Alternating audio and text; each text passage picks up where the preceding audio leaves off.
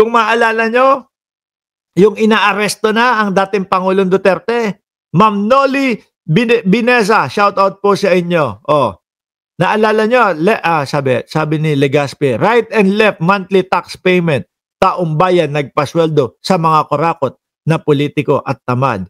Tama, sobrang yabang ni Bato, lalo ng hearing noon about sa Dilima. Oo, sila Roque. Di ba? Ngayon po, mga kababayan, ayan o, mga nagtatago na ho. Hindi na malaman kung mga nasaan na ho, mga bossing. O ngayon, speaking of pagtatago ho, mga kababayan, nasan daw ba talaga si Bato de la Rosa? Eto po, sabi ni Antonio Trillanes, alam nyo naman po, no? Simula po nung mga sinubaybayan na natin, simula po nang sinuportahan na natin si Antonio Trillanes, pinapaniwalaan na ho ito ng taong bayan. Bakit to? Pero yun ang tagal na laban niya. Tayong lahat, ang sinasabi, nako, yung sundalong kanin na naman yan. Ganon tayo eh. Ganon yung sinasabi natin. Ganon yung tingin natin kay Antonio Trillanes dati. Sundalong kanin! Oh, ganon. Ako nga, tawag ko pa, Trililing eh. No? Pero ito ho, hindi niya sinukuhaan yung laban, mga boss. Biruin mo, kailan pa yun? 2017? O 2016, nag-umpisa na talagang, eto nga talagang binibira niya ang mga Duterte. Ngayon po, mga kababayan, yung usapin po, West Philippine Sea or whatever, ibinantang pa sa kanya ng mga DDS na ibinenta niya daw ho yung West Philippine Sea dahil nagbabackdoor daw ho itong si Trillanes. Pero ngayon, namumulat tayo na wala naman talagang ginawa ang dating Pangulo sa West Philippine Sea. Muntik nang ipamigay ng dating Pangulo ang West Philippine Sea, mga kababayan. Mabuti po, no? Hindi nagkabaliktad ang posisyon. Mabuti po at si Pangulong Bongbong Marcos ang tumakbo bilang presidente. Imagine niyo na lang ho, mga kababayan, kung si Sara Duterte ang naging presidente, mga bossing, ay yari na. Baka po talagang napakalalaki na po nung mga building dyan sa West Philippine Sea. Di ba, Kunyang Life? Oh.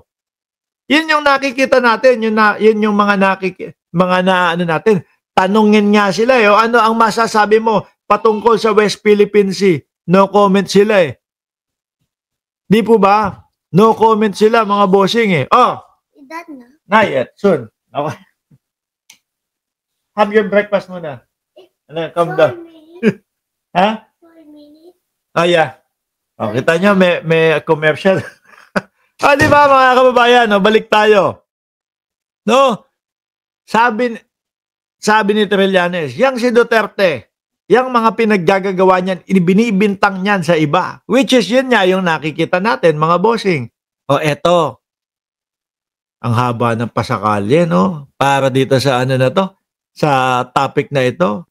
Sabi ni Antonio Trillanes, the third, mga bossing, the third ba the fourth siya? O, sabi ni Antonio Trillanes na dating senador, ang impormasyon natin ay nasa Davao City siya. Si Bato, ayan, mukhang tinitiktikan talaga, Mukhang sinusubaybayan si Bato de la Rosa. Ang impormasyon natin ay nasa Davao City siya nagtatago. Wala siyang planong lumabas. Ako ho, tingin ko baka ganyan din ho, mga bossing. Bakit? Kung lalabas to ng bansa, kung pupunta sa ibang bansa, wala siyang doon. Kumbaga, walang magiging pananggalang.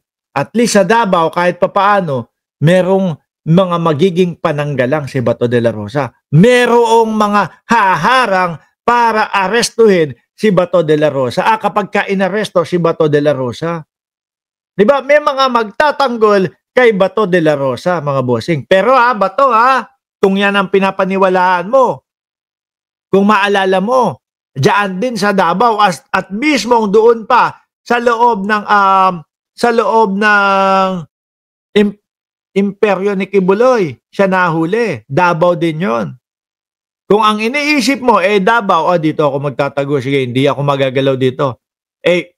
Malabo ata. Lalo na kapag kasi General Torre ang nakahawak ng kaso at aaresto kay Bato de la Rosa ho, mga bossing. Doon sa tao naman na yun, walang mahirap na arestuhan eh. Biruin mo nga, isa sa pinakamataas, ang dating Pangulong Duterte kasama sa inaresto at isinakay sa eroplano. Biruin nyo, wala hong nagawa, mga kababayan. Di ba? Kung lalabas man ng Pilipinas si Bato de la Rosa, mawawalan siya ng pananggalang. Di ba? Kasi alam nyo, mas madali para sa Interpol po ang umaresto ng mga ganitong tao. Kahit nasabi mong senador yan sa Pilipinas, doon po walang artihan po. Doon po wala siyang magiging tagapagtanggol. Pero kung nasa loob lang siya ng Davao, yan ang gagawin. Merong mga tao na tutulong kay Bato de la Rosa para hindi mahuli. Di ba? Nagtatago. Wala siyang planong lumabas. Hindi na yan magpapakita. Biruin mo, Bato. Nanaig pa din si Antonio Trillanes na dating senador. Dati, ang ingay-ingay ni Bato de la Rosa, hawak yung podium niyang gano'n, nakagano'n, Come on, Mr. Trillanes, Mick Madi. Eto, mini-Mick Madi na ang araw mo ni dating Senador Trillanes. Hindi ka na lumalabas. Hindi ka na nagpapakita. Di ba? Ang lakas-lakas ng loob. I am Ride. Nasaan yung Ride?